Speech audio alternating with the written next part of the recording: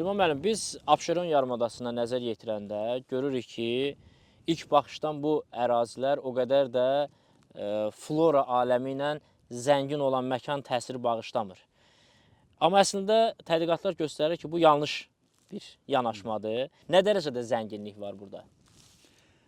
Zənginlik baxır hansı rakursdan qiymətləndirirsən. Birincisi, bu ərazinin unikallığı ondan ibarətdir ki, bura yarım səhra landşaftlarıdır.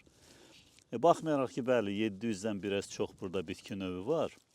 Amma bunlar çox unikaldırlar. Bu bitkilərin bir çoxu Azərbaycan endemidir. Bu ərazilərdə rast gəlinən Bakı cuzqunu, Bakı gəvəni, şobir şorgiləsi. Bax, indi bizim ayağımızın altında burada bulaq otu var, gözəl bulaq otu. Sonra quş südü, ornitogalon bitkiləri var. Bunlar çox unikaldırlar. Buranın florasının formalaşmasının izah etmək üçün biz gərək gedək sizinlə mezozoyun sonu, kaynozoyun əvvəlinə. Bəli. Bu gəlir təxminən 60 milyon il əvvələ. 60 milyon il əvvəl o dövrdə bura hamısı dənizin dibi olubdur. Böyük bir Tetis okeanı olubdur. Bəli. Və bax bu ki, indiki gölməçə deyək, Aral dənizi, Xəzər dənizi, Qara dəniz, Aralıq dənizi böyük bir Paratetis okeanının dibi olubdur. Sonradan müəyyən tektonik hərəkətlər nəticəsində, iqlim dəyişmələri nəticəsində, yəni soyuqlaşma nəticəsində buzlar, su çəkilibdir və relyef də qalxıbdır. Və gördüyünüz bu qayalar, dağlar elə onu göstərir ki, bu haçansa dənizin dibi olubdur. Və sonradan burada tədricən flora formalaşıbdır. Bəli, 700 növdür, amma çox unikaldır. Yarım səhra landşaftı ümumiyyətlə burada spesifik bitki örtüyüdür. Bunlar həm duza davamlıdırlar. Kserofit bitkilər deyirlər buna. Bəli. Yəni yarım səhra, səhra mühitinə uyğunlaşmış bitkilər. Bunlar çox gözəl qış otlaqlarıdır. Gördüyünüz kimi dərman əhəmiyyətli bitkilər həddən artıq çoxdur. Ümumiyyətlə çox gözəl bir yer. Bir faktı da mən sizə deyim ki, adətən xarici mütəxəssislər, kolleqalar bura gələndə onlar bizim dağlardan, meşələrdən çox həmin bax bu Qobustanın, Abşeronun yarım səhra, səhra landşaftlarına daha çox üstünlük verirlər. Yəni onların diqqətini çəkir, belə deyək. Bəli, onlar üçün çox gözəldir. Hətta bəziləri deyir ki, mən bura gələndə elə bil ki, dinozavrlar aləminə gəlirəm. Sadəcə dağlar var, amma dinozavrlar yoxdur, gedibdilər. Bax belə. Aprel-may aylarında sanki bir təbiətdə ciddi bir çiçək partlayışı deyək də, belə bir dövrü müşahidə edirik. Artıq may bitdi, tamam yenidən boz landşaftla biz qarşı-qarşıya dayanmış oluruq. Bu 2 aya sığmasının, bu prosesin səbəbi nədir? Bu çox maraqlı sualdır. Bəli, bu elə dediyiniz o partlayış da nədir? Yarım səhra landşaftıdır, günəş radiasiyası çox böyükdür. Vegetasiya dövrü çox qısa bir dövrdür. Ondan sonra qızmar günəş başlayır və yağıntıların da miqdarı azalır. Və bitkilər artıq o meyvə verməyə, inkişaf etməyə vaxt tapa bilmirlər. Ona görə qısa bir dövr ərzində onlar həm inkişaf etməlidirlər, həm çiçək açmalıdırlar, həm meyvə verib, həm də toxum verib artıq tamamilə yerüstü qat silinməlidir. Çünki artıq yerin üstündə həyat çox əlverişsiz olacaq. Gələn həyat üçün toxum və kök formasında qalmalıdırlar. Yəni bu 2 aya ömürlərini sığdırmış olurlar. Bəli, məhz ona görə də burada həddən çox belə bir biomüxtəliflik zəngindir, həddən çox sıxdır. Məsəl üçün, siz Azərbaycanın digər yerlərində belə zəngin müxtəlifliyə rast gələ bilmərsiniz. 1 kvadrat metrdə hardasa 10-15 növ bitki biz sizinlə burada saya bilərik, bəlkə daha çox. 1 kvadrat metrdə 10-15 növ bitkinin olması bu çox maraqlı bir göstəricidir əslində. Bəli. Elə buranın özündə də görürsünüzmü, burada daş dələn var, çoban yastığının 2 növü var. Psilostachys var, sonra bu tritikum, taxıl bitkiləri var. Bu 6-sı 7-si elə gözə yarı burada görünür. Bu nə ilə bağlıdır? Ümumiyyətlə bitkiliyin təsir edən amillər hansılardır? Birincisi relyef faktorudur. Yəni ərazinin yüksəklik və aşağılığı. Bildiyiniz kimi bura dəniz səviyyəsindən aşağı yerdir. İkinci, həmin ərazinin geomorfologiyasıdır. Yəni bu torpaqdan aşağıda süxurların tərkibidir. Bəli. Elə süxurlar var suyu buraxır, elə süxurlar var suyu buraxmır. Üçüncüsü də iqlim faktorlarıdır. Yağıntıların miqdarı, günəş parıltısı, yeraltı və yeraltı sular. Bütün bunlar hamısı birlikdə bitkiliyi təyin edir. Məsələn, götürəndə konkret Abşeronu, Bir zamanlar ki bura dənizin dibi olub, yəni torpaq şorandır. Digər tərəfdən günəş radiasiyası çox yüksək olduğundan buxarlanma yağıntıdan çoxdur. Məsələn, yağıntının illik miqdarı əgər 150-200 millimetrdirsə, buxarlanma hardasa 400 millimetrdir. Ona görə də bu torpaq çox qurudur və həmin bu kserofit quru mühitə bitkilər də uyğunlaşırlar. Bir də küləklər, görürsünüzmü burada Bəli. güclü küləklər əsir. Küləklər bitkilərin çox hündür olmasına, ağac kol formasiyalarının yaranmasına imkan vermir. Buradakı bitkilər adətən şoranlığa uyğunlaşmış, xırda gövdəli və dərinə işləyən. Məsəl üçün, Kökləri daha dərin. Bəli, kökləri çox dərində olur. Tutaq ki, limonium bir bitkisi var da, bu ondan süpürgə hazırlayırlar da. Bəli, Adətən, bəli. Bax o Meyer limoniumu deməli, kermek. Onun kökü 4-5 metrə daxilə qədər gedir. Ərazinin bəzi yerlərindəki qurunç suları ya biraz yuxarıdır. Orada görəcəksiniz ki, yulğun kollara rast gəlinir. Və yaxud da ki, bu vulkan, palçıq vulkanlarının ətrafında yaranan gölməçələrdə, su toplandılan yerlərdə siz söyüd bitkisinə rast gələ bilərsiniz. Amma ümumilikdə ağac kol bitkiləri burada çox azdır. Təxminən 10-15 bitkilər hamısı yarımsəhra, kserofit, şoran bitkiləridir.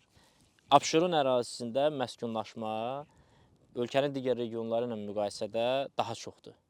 Və bu məskunlaşma, infrastruktur layihələrinin həyata keçirilməsi, ümumiyyətlə bu ekosistemə necə təsir göstərir? Bu mühafizəni biz necə təşkil etməliyik ki, daha az təsirlənsin, yəni ekosistem? Abşeron yarımadasında 700 növ var. Bu 700 növün təxminən 10% endemik növdür. Yəni Sırf bura üçün. 70 növ, bəli, ya sırf bura üçündür, ya da ki sırf Qafqaz üçündür. Yəni planetin heç bir yerində rast gəlinmir. Ya bütün Qafqaz növüdür, Qafqaz üçün endemik növdür, bizim üçün subendemik deyirlər.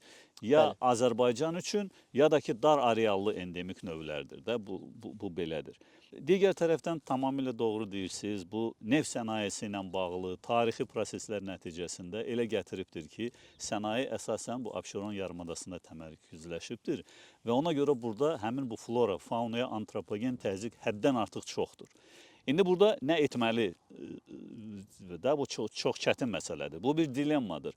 Bir tərəfdən ölkə nə qədər sənayeləşsə, o ölkənin rifahı üçün, insanların rifahı üçün yaxşıdır. Yəni sənaye ölkəsi olmaq daha yaxşıdır, Bəli. daha sərfəlidir, gəlirlidir. Bu bilavasitə rifaha təsir edir də. Amma digər tərəfdən bu təbiət də bizə ata-babalarımızdan qalmış bir mirasdır. Biz onu gələcək nəslə ötürməliyik. Belə getsə biz bu bitkilərin gələcək nəsillərə ötürə bilməyəcəyik. Onlar ancaq bunun şəkillərini görəcəklər. Bax, nə etməli? Ama birincisi bu dəqiqə dünya təcrübəsində mikro rezervatlar deyilən bir anlayış var. Yəni elə bitki növləri var ki, onlar xüsusi mühafizə olan təbiət ərazilərinə daxil deyirlər. Yəni ondan kənarda qalırlar. Həm digər tərəfdən həmin ərazidə tutaq ki, sənaye var, inkişaf var. Götürək elə bu Abşeron.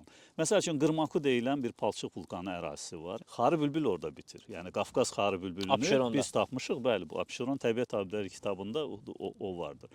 Sonra və yaxud da ki, bu neft mədənləri ərazisində, tutaq ki, elə bu ərazilərdə Qafqaz səhləbi deyilən bir növ var. Qafqaz endemikidir, o da nadir növdür. Burada məhz həmin o mikro rezervat anlayışı çox yerinə düşərdi. Yəni mütəxəssislər bu ərazilərin bir monitorinqini keçirsinlər.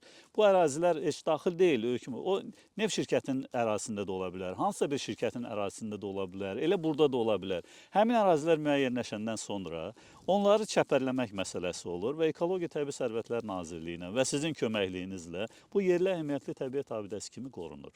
Bax, bu ən optimal bir yol ola bilərdi. Hansı bitki növlərinin xüsusi qorunmaya ehtiyacı var? Növlərinin sayı kritik həddədir. Gözəl sualdır. Mənim bir yaralı yerimə, bir də arzuma toxundunuz. Mənim ümumiyyətlə 2 arzum var, qismət olsa. Biri Abşeronun qırmızı siyahısını tərtib etmək. Bir də ki, Bakının xüsusilə, Bakının quşlarını bir ekoloq kimi deyim ki, sinantrop quşlar deyirlər də. Bu, indi Bakının təbii bitkiliyi demək olar ki, yoxdur. Hər yer asfaltdır, gətirilmə ağaçlardır. Amma o Bakıya xüsusi bir ekoloji rəng verən, bu insanların psixoloji elə bir stresinin azalmasına kömək edən, təsir edən belə bir, o da olunmalıdır. Amma Abşeronun qırmızı siyahısı tərtib edilsə bu çox yaxşı olar. Biz bilərik ki, hansı növ təhlükə altındadır, hansı növ yox. Düzdür, indi bu dəqiqə bir çox Abşeron növləri var ki, onlar Azərbaycanın qırmızı kitabının 3-cü nəşrinə salınıbdır. Mən də orada bu böyük işdə böyük komanda burada çalışıb, həm Ekologiya Təbii Sərvətlər Nazirliyi tərəfindən, həm Bəli. aidiyyatı institutlar tərəfindən və orada bir sıra növlər var. Bir sıra, məsəl üçün elə bir elementar bu yaxın bir ərazidə, burada Sanqaçal tərəfdə tutaq ki, Bakı cuzqunu deyilən bir növ var. İndi əvvəllər o Azərbaycan endemi sayılırdı. İndi isə Qafqaz endemi sayılır. Qafqazın endemik növüdür. Bəli. Və yaxud da ki, Bakı gəvəni var. Bax, bu Bakı gəvəni itir, gedir. Bax, onlar süni surətdə çoxaldılmalıdır. Bir sıra növlərimiz var. Tutaq ki, bizdə nitra çox gözəl estetik olunur. Bax, elə indi sizinlə biz o gördüyümüz jasmin. İndi çoxları Abşeron məsəl üçün ərazisində. bilmir ki, bəli, bizdə jasmin, Abşeronda jasmindir. Kolvarı jasmin deyilən bitkidir. Çox gözəl ətirlidir, çox gözəl estetik görkəmi var. Onu məsəl üçün bizim bağlarda, parklarda çoxaltmaq olar. Yəni bu yollarla onun qarşısını almaq belə də. Bu həm də dayanıqlı və davamlı şəhər formalaşdırır da, yəni bitki örtüyü baxımından. Bəli, ekoloji şəhər. Bəli, ekoloji Bizim belə gözəl ənənəmiz olubdur. Məsələn, Eldar şamı bu dəqiqə hər addımdadır. Hər yerdə bitir də. Bu nə olub? 50-60 il əvvəl o bizim endem sayılırdı. Bəli. İndi endemlikdən çıxıbdır, amma nadir bir növdür. Regional bir endemik bir növdür. Eldar şamı da birisi onun tarixi vətəni Ellər oyuğu deyilən Bəli, bəli. ərazidir. Arid ərazidə. O da iqlim dəyişir. Əvvəllər iqlim isti olanda Şam, bütün bu ərazilər burada Şam, palıd, bütün indi meşə ərazi olur. Bəli, meşə. İqlim dəyişmələri nəticəsində həmin o Eldar şamı uyğunlaşıb arid şəraitə və xüsusi bir variasiya kimi qalıbdır da. Onun məsələn çoxaldılması görürsünüzmü? Onun artıq nəslini davam etdi. Ona artıq heç bir təhlükə yoxdur. Orada da qorunur, park və bağlarda da, xiyabanlarda da qorunur. Bu çox yaxşı haldır. Bu gün Abşeronun vaxtilə həm də savanna tipli iqlimə malik olmasını göstərən hansısa bir areallar, elementlər qalmaqdadırmı? Hansı növlərdir? O Var. bizə hiss elətdirir ki, bu ərazilər vaxtilə bitki örtüyündən həddindən artıq zəngin olur. Dolayısı faktlar çoxdur, həddən çoxdur. Ümumiyyətlə biz dediyimiz kimi bu əvvəlki geoloji dövrlərdə bizim ərazinin iqlimi tropik iqlim şəraiti olub. Bəli. Yəni burada həmişə yaşıl tropik ağaclar olub. Bax həmin o Şam da onun relik qalığıdır da. Burada palıd ağacı olub. Bax bu palıd növü özü də relikdir. Yəni əvvəlki geoloji dövrün ağacları. Abşeronda palıd. Abşeronda palıd olubdur, Şam olubdur, sonra dağdağan ağacları, çoxlu ağaclar olubdur. Sonradan ki iqlim ümumiyyətlə bir neçə dövrdə son 60 milyon il ərzində müəyyən dövrlərdə dəfələrlə periodik olaraq gah soyuqlaşma ya istiləşmə baş veribdir. Və bundan asıl olaraq da reqressiya, transqressiya, yəni su səviyyəsi də çəkilibdir, gedibdir. Buzlaşma dövründə su çəkilibdir, soyuqlaşma dövründə buzlar gəlibdir. Bax, bu şəraitlər nəticəsində müasir dövrün iqlimi artıq bizdə Abşeron iqlimi quru subtropik iqlim sayılır. Yəni bu quru subtropik iqlim şəraiti də buradakı bitkiliyin formalaşması. Amma Halasen dövründə, ən sonuncu dövrdə də təxminən tutaq ki 100 min, 200 min il əvvəl dövrlərdə burada siz dediyiniz kimi meşələr itibdir, amma savanna tipi olubdur. Yəni hündür otlar olubdur, seyrək ağaclar olubdur. Bunu sübut edən faktlar odur ki, Binəqədi faunası deyilən bizdə bu faunistik təbiət abidəsi var. Qır gölü. Orada, bəli, Qır gölü. Orada bir sıra heyvanların qalıqları var. Onlardan biri də Hipparion atı deyilən atdır. Yəni o bataqlıq şəraitində elə mühitə uyğunlaşmaq üçün onun dırnaqları 3 dənə idi. Çox sərt tutsun ki, təzyiq aşağı olsun da. Sonradan isə yenə dediyim ki, iqlimin nəticəsində bugünkü gündə indi gələn geoloji dövrlərdə nə olacaq onu biz bilmirik. Amma bugünkü dövrdə bizim iqlim şəraitimiz quru subtropik iqlimdir və landşaflar da yarım səhra landşaflarıdır. Bitkili isə səhra bitkiliyidir. Bax, bu belə düzgün elmi termin anlayış olardı, izah olardı. Abşeron ərazisi həm də demək olar ki, ən çox bitkilərin introduksiya olunduğu məkandır. Müxtəlif coğrafiyalardan, müxtəlif fərqli iqlim şəraitindən bu ərazilərə bitkilər gətirilir. Bu bitkilərin özü ilə bərabər hər hansı bir digər təsirlər, xəstəliklər və s. gətirməsi mümkündürmü? Bununla da bağlı hər halda müəyyən fikirlər səslənir. Burada elmi termində buna invaziya deyirlər, yəni yad bitkinin gəlməsi. Bəzən bu məqsədli olur, nəzarət çərçivəsində olur, bəzən isə nəzarətdən kənarda olur. Yəni hansısa bir torpaqla gəlir, hansısa bir bitkinin tərkibində gəlir və yaxud da ki heyvanla gəlir. Bu təbii miqrasiyadır, amma insanın təsiri ilə də. Burada təhlükə nədir? Hər hansı bir tutaq ki həşərat olsun və yaxud da ki bitki olsun. Gəlir bu yad mühitə düşür. Təbiətdə homeostaz deyilən bir anlayış var. Yəni bu bitki populyasiyaları bir-birləri ilə müəyyən tarixi şərait nəticəsində elə bir qonşuluq münasibəti qurublar ki, hərəsinin öz sahəsi var. Kimi hansısa edifikatordur, aparıcı növdür, hansısa ikinci dərəcəlidir, üçüncü dərəcəlidir, amma hamısı bir-birinə kömək edirlər. Bəli. Kökləri vasitəsilə, iqlim şəraiti, məsəl üçün elə o yovşanın özü tutaq ki, indi burada yox, məsələn elə bir əraziyə biz gedəcəyik ki, yovşanlıqdır da, orada dominant element yovşandır. Amma yovşan onlara şərait yaradır. Neyindir? Yovşan müəyyən bitkilər üçün kölgə iqlim yaradır, orada rütubəti qoruyur.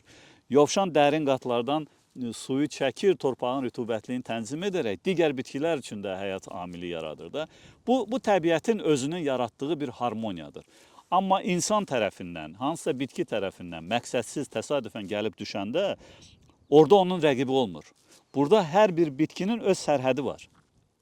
Və hər bir bitki bilir ki, oradan o tərəfə keçə bilməz. Keçən kimi böyük bir təzyiqə, müqavimətə rast gələcək. Bəli. Amma təsəvvür edin ki, yad bir bitki və heyvan gəlir, həşərat gəlir, onun burada rəqibi yoxdur.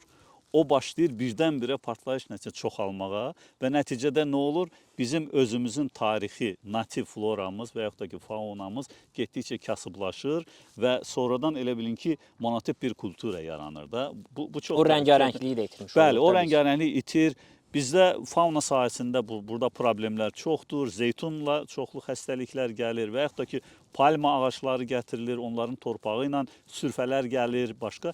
Eyni zamanda bitkilərdə də bu problem var. Yəni invaziv növlər var. Tutaq ki, solanasiya deyilən deməli bitki, kələm çiçəklərdən deməli bitki var. O artıq invaziv növ kimi başqa bitkiləri sıxır. Və yaxud da ki, bizim alp otlaq çəmənliklərimizdə tutaq ki, bir bitki növü var. O gəlibdir, ora qiymətli yay otlaqlarıdır da bizdə. O otlaqların tərkibini dəyişir, qiymətini aşağı salır. Heyvan onu yeyə bilmir. Əslində onun isə rəqibi olmadı deyə o tamamilə böyük bir sahələri tutur. Bu təhlükəli tərəfidir. Eyni zamanda həm də mədəni bitkilərə çox ciddi təsir göstərdi. Misal üçün Abşeronda vaxtilə çox keyfiyyətli müəyyən bitkilər vardı ki, onların məhsulunu əldə edə bilərdik. 100%. Bugün amma biz onlara hər hansı bir dərman preparatı tətbiq etmədən əldə eləməyimiz çox çətindir. Misal üçün yerli qarpız olsun və yaxud digər bizim Abşeron üçün üzüm olsun və s. və ilə axır. Abşeronun ümumiyyətlə özünün milli, tarixi, regional ənənəsi var. Məsəl üçün Hövsan soğanı. Görürsünüz, onun qiyməti o biri soğanlardan 5 dəfə, 6 dəfə bahadır. Bəli. Və yaxud da ki, zirə pomidoru. Və yaxud da ki, çaylı qarpızı, çaylı yemişi də. Bunlar nəyə görədir? Məsələn, xarici şirkətlər gəlirlər, onlar nə qədər xərc çəkirlər, eyni mühiti yaradırlar ki, onlar da Bakı pomidoru alsınlar, amma bu alınmır. Bu görünür Azərbaycanın Abşeron mövqeyi ilə, ola bilsin günəş şüalarının düşmən bucağı ilə, ola bilsin o dalğa uzunluğunun xlorofila təsiri ilə bağlıdır, mən konkretində deyə bilməyəcəm. Amma bu çox qiymətlidir də. Bax, bunları saxlamaq, qorumaq lazımdır ki, bu daha qiymətli bir irsdir. Çalışmaq lazımdır ki, təbiətə minimal təsir edəsən. Çünki təbiətə hər bir təsir mütləq o əks təsir yaradır. Bu isə təbiətin kasıblaşmasına gətirir. Təbiət kasıblaşanda da insanın mənəvi kasıblaşması qaçılmaz olur.